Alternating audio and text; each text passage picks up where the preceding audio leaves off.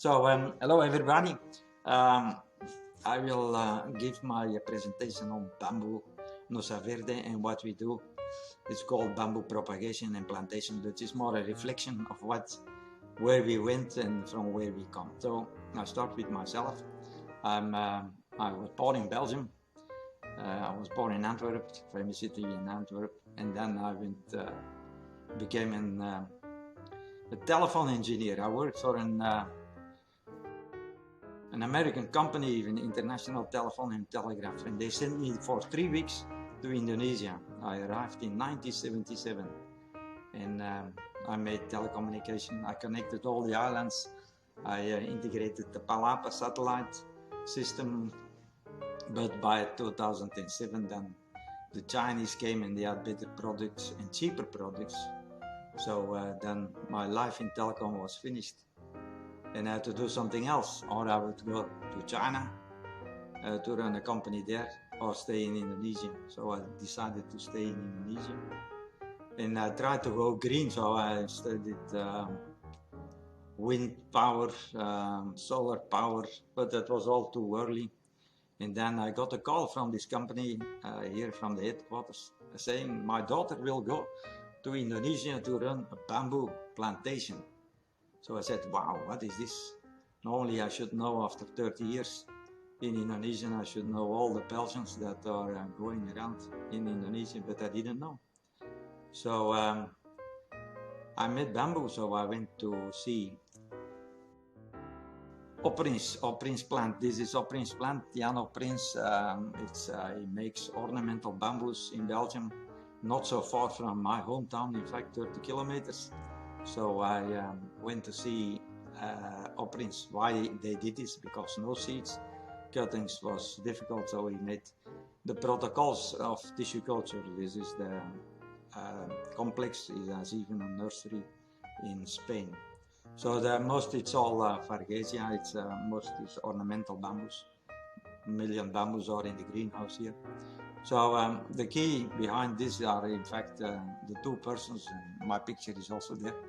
It's Jan Oprins and Johan Gillis. Johan Gillis is, I think he was even member of the American Bamboo Society for a while. He made the protocols of making bamboo tissue culture, micropropagation for bamboos in 2004, and then he is quite renowned because he has also invented the superformula to make different to make a reflection of all the different forms that are existing in nature.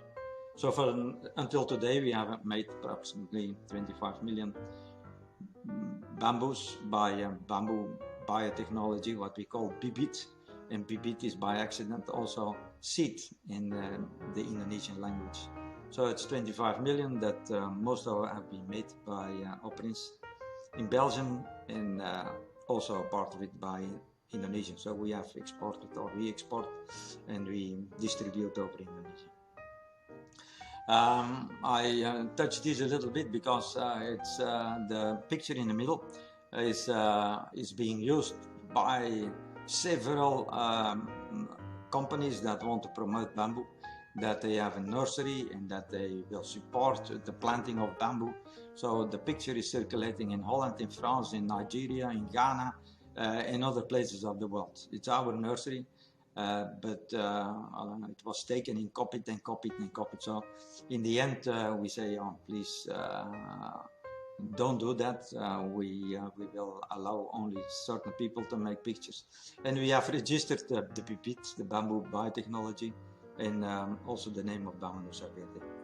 We have also registered one bamboo that is made by tissue culture. It's evaluated, it's tested, it's studied. There is even a book about it, and it was even given a name. It's a Dendrocalamus asper Zambada Verde, which is from the district of Sleman, where our company is. Where we are in Yogyakarta, central Java, Indonesia. We are not so far from the volcano, the famous Merapi volcano. I will come back on that later. We are here, and that's the complex. We have approximately 20,000 square meters, and then other locations we have still planting on another 10,000 square meters. So the complex is, the red is the lab, this is the guest house in the office, the green is climate greenhouses, and then the yellow is nurseries, closed nursery and open nursery. How it looks like, yeah, this is our operator room. This is where they do the initiations and also the production. We have 13 operators. This is the entrance and that is the lab. So this is inside the laboratory. So it's very sterile, the environment here. If you want to be operated, you can do that easy in this room because it's very, very clean. There is temperature control, there is humidity control, there is light control, and there is an over pressure inside the rooms, and also the water is very, very sterile to make all the ingredients for the bamboo making. We have a nursery, so this is the nursery that is the greenhouse. This is closed, no rain is possible, it's all controlled. This is an open nursery, but the walls are closed, and then this is the very big nursery where all the plants also we have. We can have a capacity of 500,000 plants outside and 300,000 plants under cover. This is where we get the plants from, how we make the plants. The plants are made by from the mother plants. This is a very clean environment. The plants are controlled every day. They are treated every day in order to make this, to put them in the test tubes. So and it's we have approximately 180 different bamboo species. 172 species. We have different clones, 183. And in production in 2021 we had 25. Now we have more. And here this table it shows that in fact why tissue culture of bamboo is quite difficult. This is an example of 2020. That's maybe it's an extreme, but it happened in 2020. We initiated nearly 1,000 clones. We took explants 20,000, and to get sterile we got only 7%, and then we put in production only 6. So if you took it on the total that we tried, it's 0.62%, which is normally for any other company it will go bankrupt. But we continue because and especially me, I think we have to continue and we have to find and we have to improve. So we do continuous research and development to enhance this. How we do it? Yeah, we select big bamboo in nature, then we make a cutting. We treat them in the mother plants where it's cleaned every day. Then we take a node and then we put it in a test tube. The node, we hope that things is still growing on the bamboo itself and that it starts to grow in the test tube. This fails enormously. This is the very difficult way to do. And then we can, if it's sterile, we can go to the next phase, which is multiplication. The multiplication is without roots, and then if there are sufficient, this is again a failure. If the situation is, or if the plant is under stress, the bacteria will come out and then it fails. We cannot continue. But if it's sterile, we can go to the next phase, and then we make another media, and then there is the roots will appear. And then we can plant in the tunnels, under the tunnels in the greenhouse, and then we have a lot of roots that we can export, and or we grow them up in the nursery until 80 centimeter, 1 meter, and then they can be planted in the field. This is the process, so very difficult. In 2020, less than 1%. Now we are a bit better than that. Now, how it is working, we have to change the media every 3 weeks or 4 weeks, and then we multiply. So if you have a multiplication factor by changing the media and also working in the laminar, we can make maybe up to 1 million plants a year. Compared to classical cuttings, that will be only 9. So because of the ideal environment, we get all the same. They grow in ideal conditions. They are vigorous. They are all the same size, and they have also an increased biomass and a very high yield. So, and also, of course, by this way, we can provide in a very short time quite a lot of bamboos to our customers. To prove that we do it, that our plants are growing, this is mobile plants that are growing in front of the laboratory. So they are all the plants are labeled, and when they are were initiated, when they were put in production, when they were planted in the greenhouse, when they were planted in the field. So we can follow up exactly the growth of every bamboo and see how they perform. Now this is the production what we have, so it's a lot. We have here 307,000 plants in stock that is in the greenhouse as well as in the nursery, closed nursery and open nursery. So in total we have 41 species and we have 73 clones. Bambusa 23, Dendrocalamus 10 species, Gigantocloa, Guadua, Cyrsostachyon and Tyrsostachyon. So that is what we have. These are green, that means that they are related to industry, that they are mostly used for paper making or construction or laminars, bamboo plywood. And then the oranges, this is mixed, oranges, sorry, that is ornamental, pure ornamental. Most of it is even for export, for temperate climate. And the yellow is a little bit mixed, that can be for industry, but also for ornamental.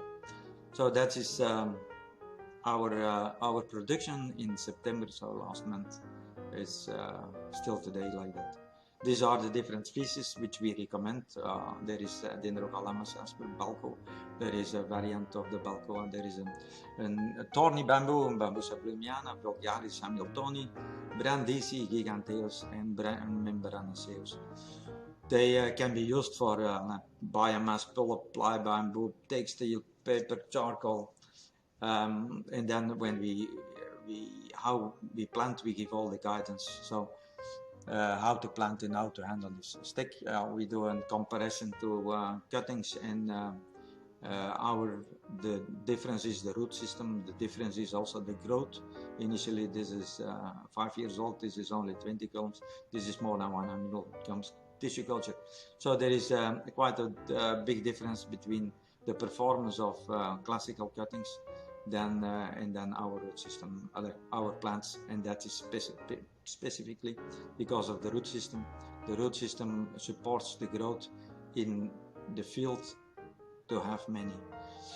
To give you some examples, when I started, when we made an agreement with Tian to become a partner in Bambu Nusa Verde, I said, Jan, I want to see where you are, like everybody else, how is that performing? How is the bamboo performing in the field? So this is in Bali, Gunung Batur, where Jan was planting. He was bringing the seedlings, the plantlets in a bag in 2000 to Indonesia, made in the laboratory in Belgium, and planted. So it's totally green. That was the beginning. This is where I was starting to be involved. This is a plantation. This was a trial plantation. This is 2011. When we planted, there was intercropping with cassava. Here the cassava was harvested and then growing up. And then 2013, so 2 years after the planting, the bamboo was already collected and shipped to a factory that made Chinese spray and paper. The idea was that this bamboo would be mixed cropping, but yeah, you can see the bamboo grows over and there is nothing growing in between. So the mixed cropping had to be stopped, and now only the columns are being harvested. We also supply to mining rehabilitation. Kaltim Prima Coal is one of the biggest coal mining operating companies in Indonesia. They tried all different trees to put them, to grow them on the soil that was put back after the mining was finished, and then not many survived, but then they found bamboo, so they planted bamboo, and that is working very well. Unfortunately, yeah, it's not being used for anything. It's just being used to regreen, according to the government regulation, that after mining has finished, you have to put again plants on it, you have to make it green again. So it's really green. Before it was empty space, now it's a green corridor. Same for another coal mining company in Bukit Asam. They planted also, working very well. Another gold mine company in Sumbawa, also planting bamboo. Another example is in West Kalimantan, in Ketapang. Very bad soil, no. They tried to plant rubber, didn't work, and then finally they came to us to have bamboo. We shipped bamboo there, and then really you can see this is quartz, quartz soil, white soil, not much inside, but the bamboo growth. In the end now it's a real forest, a bamboo forest. Ready to be harvested or to be used, but of course the distance is quite far from somewhere. So the idea was to make a power plant with the bamboo. Another one is a power plant that was the first off-grid bamboo power plant in the world. It was sponsored by Millennium Challenge Foundation of the States. We were selected out of 93 participants, and we got three locations to build a bamboo power plant. So we shipped the basic the plants in boxes, and then they had to go to this is a tree, and tree cut out as a pot to go inland and then to be planted, and then distributed to the community there. And every community they got bamboo plants to, in the end when they grow up, to be cut and supplied to the power plant to be the feedstock for electricity generation in 3 different villages. So the bamboo is growing very well, it's getting big. There, another thing is in Malawi, there was a World Economic Forum in February 29. Then it was opening, and the statement was bamboo is making Africa green again. So this is Malawi. It's all Dendrocalamus asper, all coming from us, Yogyakarta. And people say Dendrocalamus asper cannot stand the drought. You can see here the drought how it is. It's brown. Nothing is looks like living, but 3 months later it's again all green. All new columns coming out, new shoots, new branches. So that is working well. There is even a company now offering investment in this for charcoal, because the idea was to make charcoal in Malawi as feedstock for cooking, since everybody cooks with charcoal and there are no trees anymore to use to become charcoal. So bamboo is the alternative. Now we have others in Africa. In Ghana, this is a non-government organization. It's the same, no wood anymore in Ghana, so they plant bamboo for cooking. In Congo is also 150,000 plants growing in Congo. In Benin, it's for pellets, it's biomass for Europe, and that is in South Africa. When we ship the small ones, they go there in nursery too. We have others to South America. We ship to Cambodia, Thailand, Australia, Paraguay, Vietnam, Philippines. Very good example of properly planted, proper distance. There is a good development of every Dendrocalamus asper here, since the distance is good, so the light is there, the growth is as it should be in the books in our guidance. How we do that? How we ship all over the world? This is we remove the soil, we pack them with cocoa peat in plastic bags, then we put them in boxes, and that's how they are shipped. In Indonesia itself, we store them in a truck like this, or we put them in a bag or in boxes, and that's the way we ship. So depending on how we ship it, people have to prepare polybags to replant, or in tunnels like in South Africa. So this is an example from October. In October we shipped 43,000 plants to South Africa, and this is it's Bambusa balcoa. This is the size. It's between 15 centimeter and 20 centimeter, packed in boxes, and they were planted in South Africa. The survival rate was 99+%. unique, but it took us a while to get to the 99%, and that's particularly because it's not under our control. Is the transport of the boxes, air transport. Sometimes if we ship via the Middle East, midnight is still 42 degrees, so if the boxes are exposed to this heat and not properly treated, then we have a very low survival. But we found a way how to ship and how to cool and what kind of boxes, special design boxes. So we have a very good survival rate of these plugs, because this is called plug, small size. And that is a bigger size, 10,000. This is for a water reservoir. This is only a short recap. What I want to explain is the difference by fertilizer and no fertilizer, planted on the same time, but this was giving fertilizers, chicken manure, and this was giving nothing. So you see the difference is the one which has enough nutrients and good fertilizer, it is will grow very well compared to not.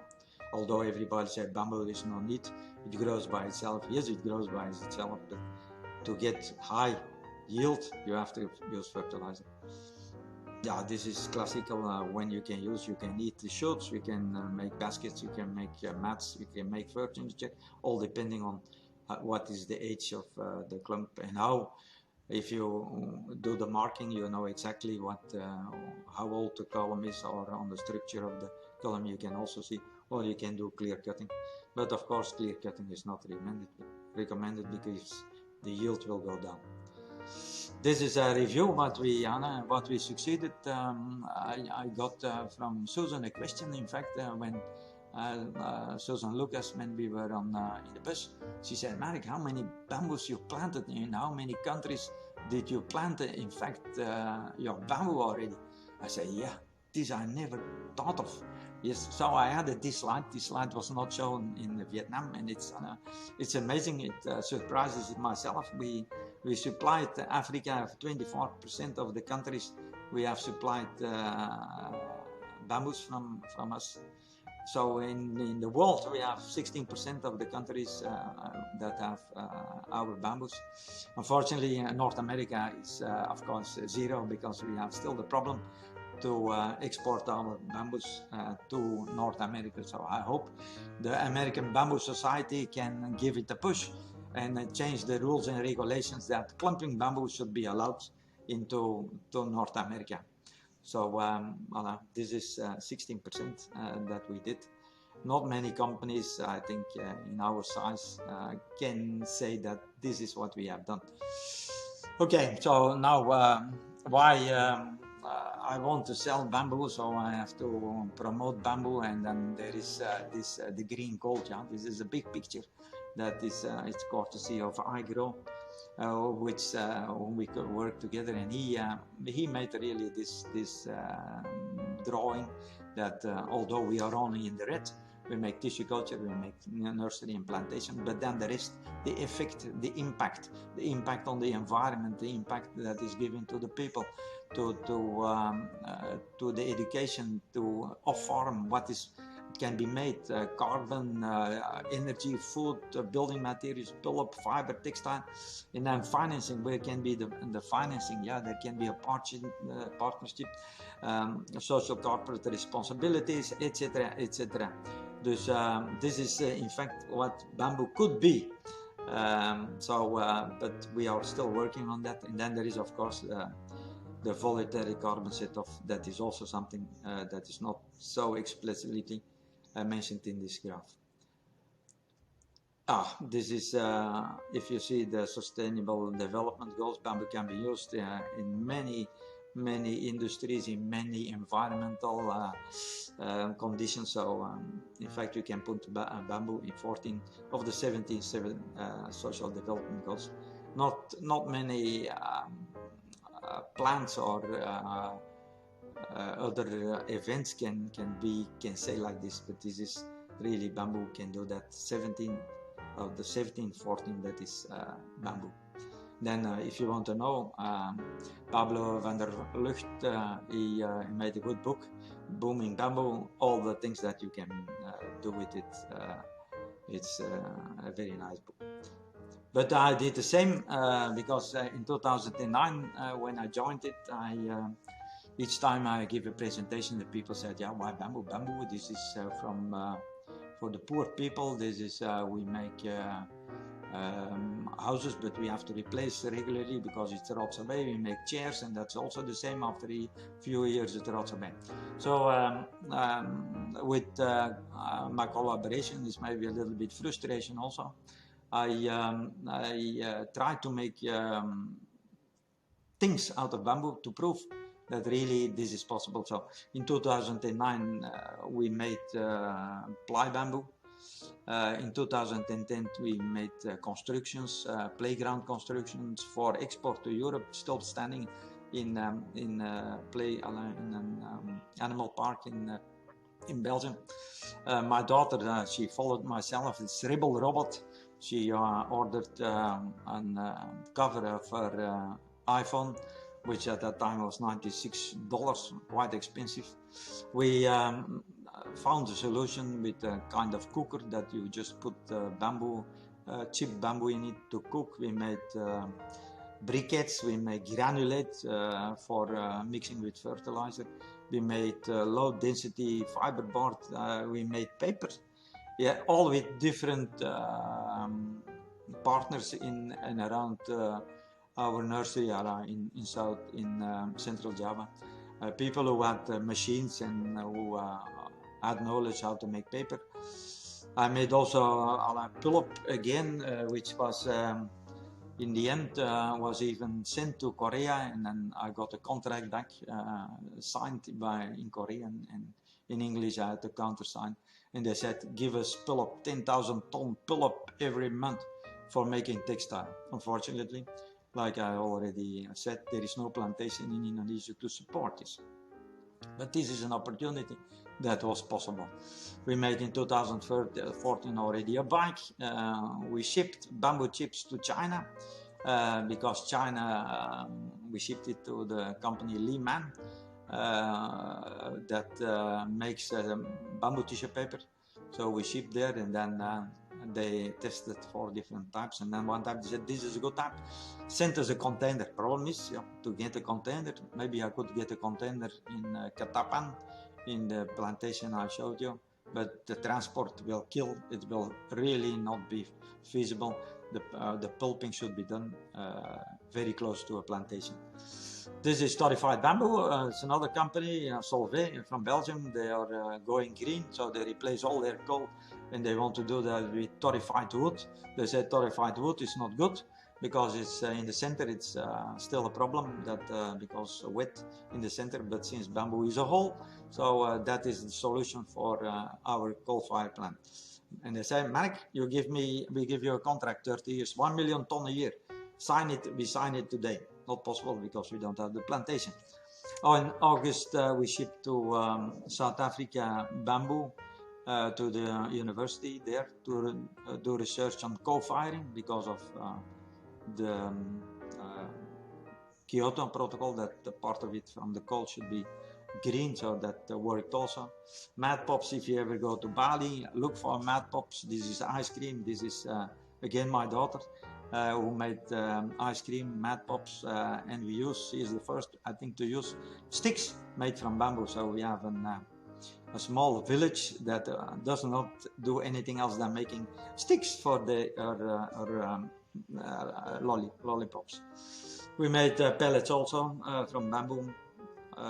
Problem with pellets of bamboo is that a long fiber, so it has to be a special dye in order to avoid this dark because that's of the heat. This is bamboo dust, also to a power plant to start up the electricity generation. They burn it under high pressure, and then the engine can start. We did studies just to convince people. We did studies on how to manufacture flooring, how to supply bamboo, how to plant bamboo, evaluating how the bamboo grows, recommendation on the soil. And then here on the top is we made a report on the bamboos we made. So it was analyzed by the university and by the forestry department and agriculture department to see how the bamboo performed, and even how the taste of the shoot was.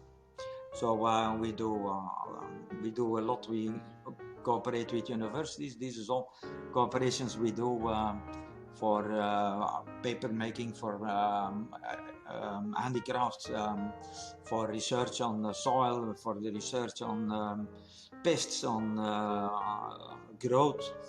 We have also it's not bamboo, but we have rattan. We do a research for green bone. Look it up, green bone in Italy. They use rattan to replace your broken bones. So this is also where we help them to find the good species, and then we cooperate with them.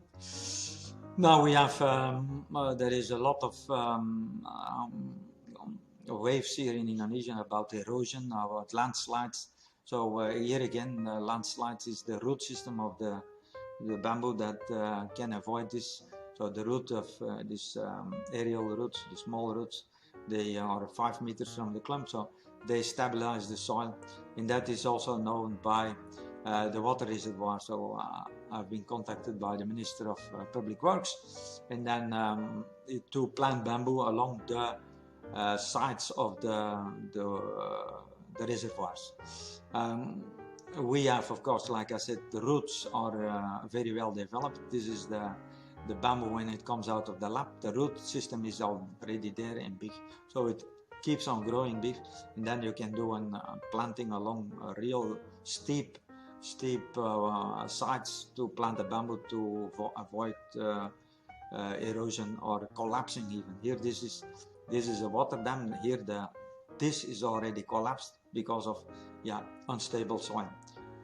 Then in unstable soil, we also have been asked to help to investigate the effects of earthquakes.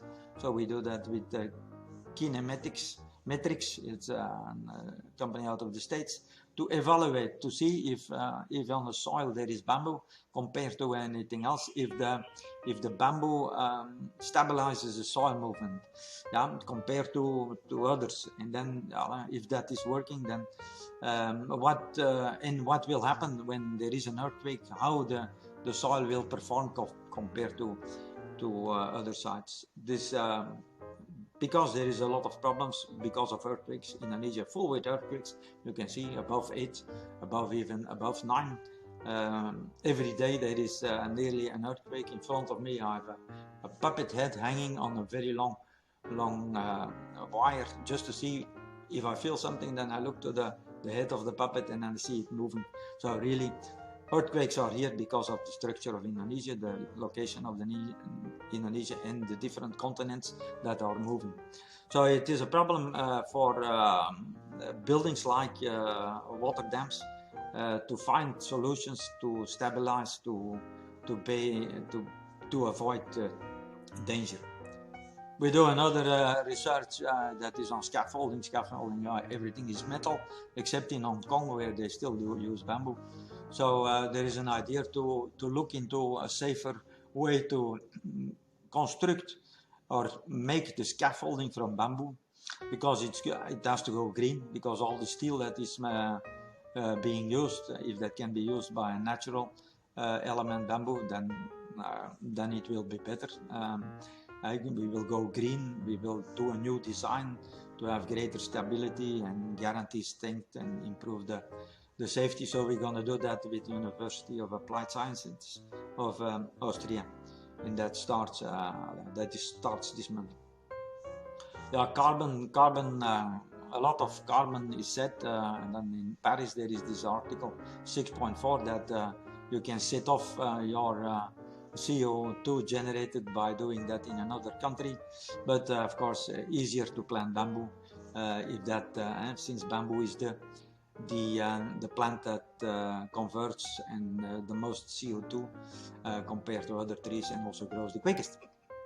So then I made a study. I evaluated what is carbon storage. In fact, if you see the different literature, it's all different. It's 12 tons, 600 tons, 50 tons, 147 tons, here 100 tons, here 700 tons. So it's all different. So I think since I'm in my background is as an engineer, and that was 0 and 1, so I've decided to group some experts to do what we do, and to do a real definition on what is carbon. So we work together again with an university in Belgium, also with Gadjah Mada University in Yogyakarta, then in Liège also university in the community. So we set up a team to evaluate really what is the carbon into, because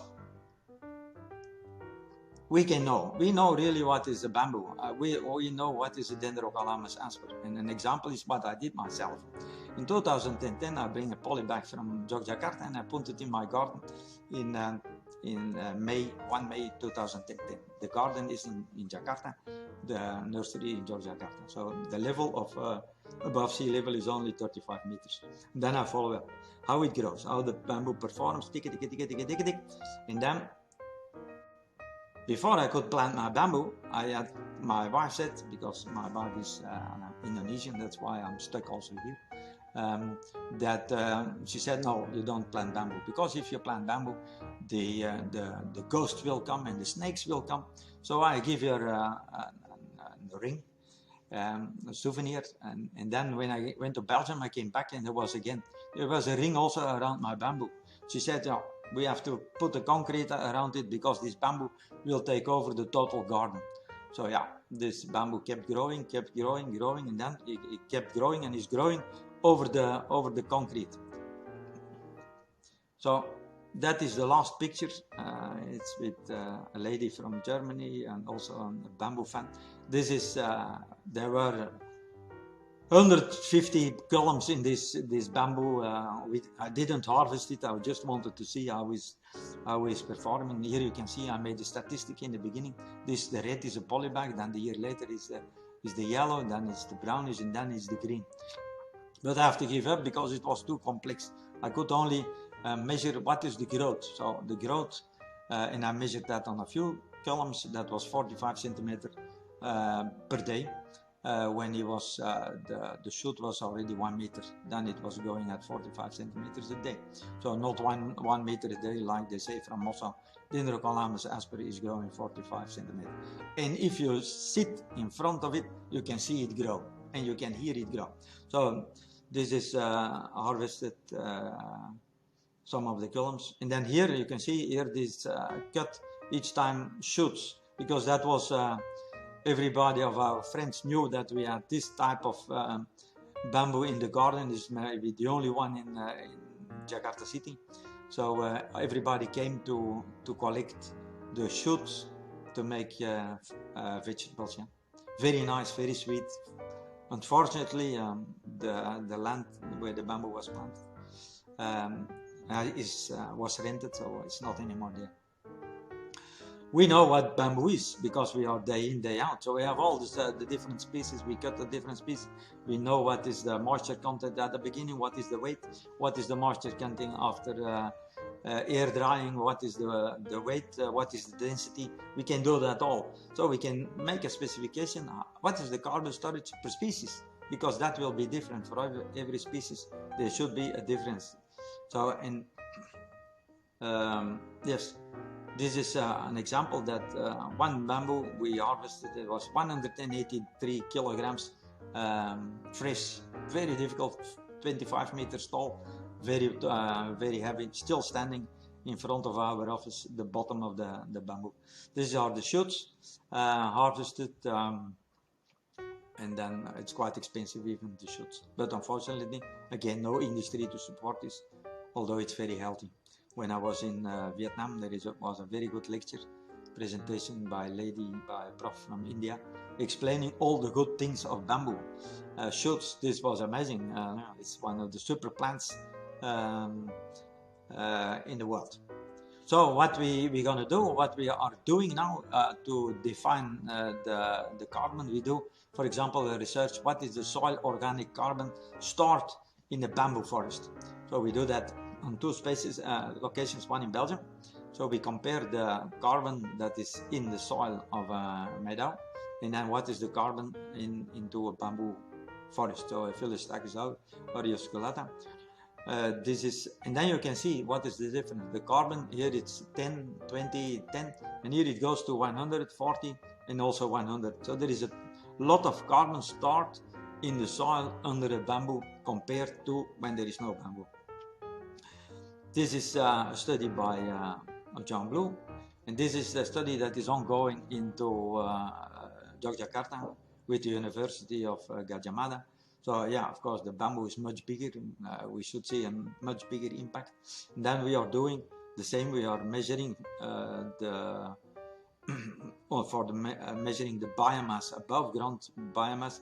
We do that also with students, so they are calculating what is the diameter, and then they will harvest the column. They will see what is the branches, what are the leaves, and all that, and that we will calculate for 3 different species. To have a real idea is how is the carbon storage in the bamboo that in fact we make. Now to close my my speech, my lecture, I had one slide which is out of Vietnam. This is Pulong, the Cham River.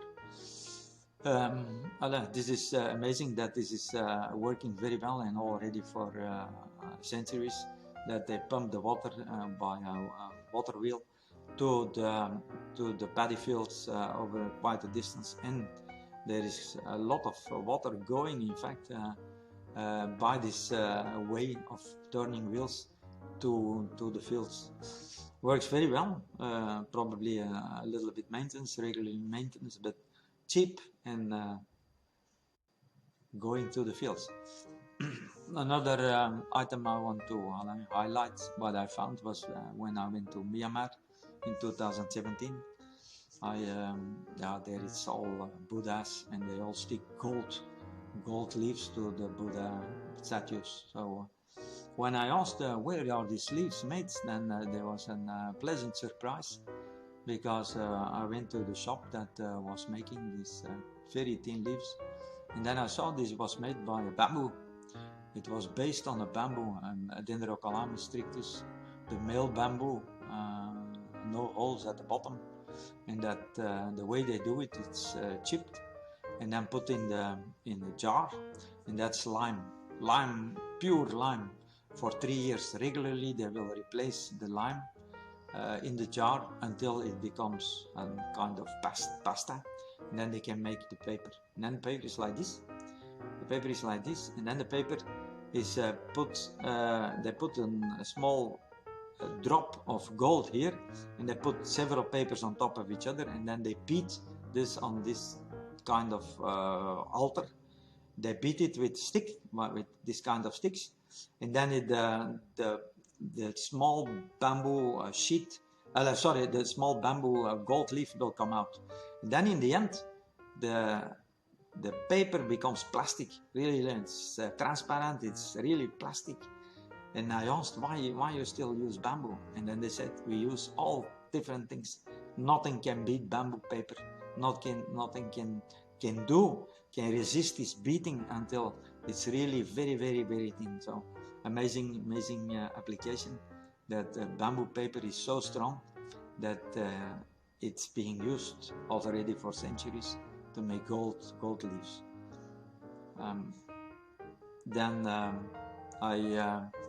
This is a picture that happened because we are 13 kilometers under the top of the Merapi volcano. It erupted in 2010, and before it erupted, there were a lot of the whole building was rattling because of the earthquakes. And then what happened was that one bamboo in front of our nursery got stressed and started to flower. In October it flowered. We got quite a lot of seeds because the seeds were falling on the road here, but not so many seeds came out. Under the bamboo itself, I found only one seed that became a real bamboo. So then we clone them, and then we give them a little bit more energy or food, and then we see the difference between a normal seed and a seed treated in the laboratory. On the right side, this is the Merapi volcano. So you can see still here how the lava went down, nearly 23 kilometers it went down from the top. 2,000 people were killed. Everything destroyed, total villages destroyed. And then what happens, the first plant that reappears is the bamboo. The bamboo reappears, nothing is growing there, but here you see the bamboo is already there. Although it was flattened by the hot gases, 800 degrees hot gases. And here I'm standing approximately here with a gentleman, and I was there because there was a school who wanted to plant again bamboo along the slopes of the Merapi volcano. And this gentleman, he said, we are standing on top of my house, and this 15 meters of sand. And he said, Mark, you have to plant bamboo. Why you have to plant bamboo? Because this is a natural alarm. Once the hot gases start to come down, rolling down from the crater of the volcano, they will hit the bamboo, and the bamboo will explode. And then we hear the explosion of the bamboo nodes, because they will explode when the gases pass. Then we know we have to go. We have to go because danger will come down. And that's my lessons from this gentleman. His village, this one is the Clajardio, is totally destroyed. It's nobody there anymore. Although the sand is being excavated to make buildings all over Java. So that was a lesson from why bamboo is a natural alarm. And then my last slide probably is this is bamboo for survival. When I did the tour of Flores, then I was talking to several Bupati to see what we could do eventually together. And the last stop was in Sikan, this is a province. And there I met the key decision makers, the local guys who are heading the district there. And then there was Damianus Vera. Unfortunately, he passed away this year. And he explained, Mark, he said, I was talking, of course, about bamboo, and I said, I will tell you something about bamboo. And then he said, I'm coming from a very small island, Paule Island, which is, there is also again a volcano, and there is no water. It's only water when it rains, and that's only 3 months. So when I was young, he said, and that's written here, because I asked him, write me the article. So he wrote me the article, what his experience was with bamboo. And then he said, I survived because I had Dendrocalamus asper. And every morning I could drink a glass of water from this bamboo, because in the evening I made a small carving into the bottom of the column, and there would come drop by drop water out of this bamboo, and that I could drink every morning. So that was amazing. And then I looked it up, and then I see that this is also a way to collect water. This is again bamboo, and there is hot gas. It's not gases, but there is water still coming out of the volcano on the slopes of the volcano, and there they collect this. There is condensation, and then they collect this in drums. Now it's drums, but before it were bamboo columns, just to get water to use for the daily needs. This is bamboo for survival. It's happening and still happening. So I cannot do this by myself. I do this all with a team that is very dedicated, that I of course monitor every day. We brainstorm every day. We motivate each other every day. We cooperate with others that are coming to us. So that is the boys are in the nursery. This is everybody together in the bamboo greenhouse, and this is in the laboratory, which is mixed. So I thank my team to make this all possible. And if you have any questions on what I've been saying, you can also write me an email. Then we can reply to what our findings are. And hopefully in the future, maybe I can share the new findings of carbon sequestration, or erosion control, or earthquake control, or scaffolding solutions. So thank you very much. I have also I have still another hobby, and that's daggers, Japanese daggers. So I made one Japanese dagger with a root as the handle, and this is laminated bamboo as the scabbard. Thank you. Thank you, Marc.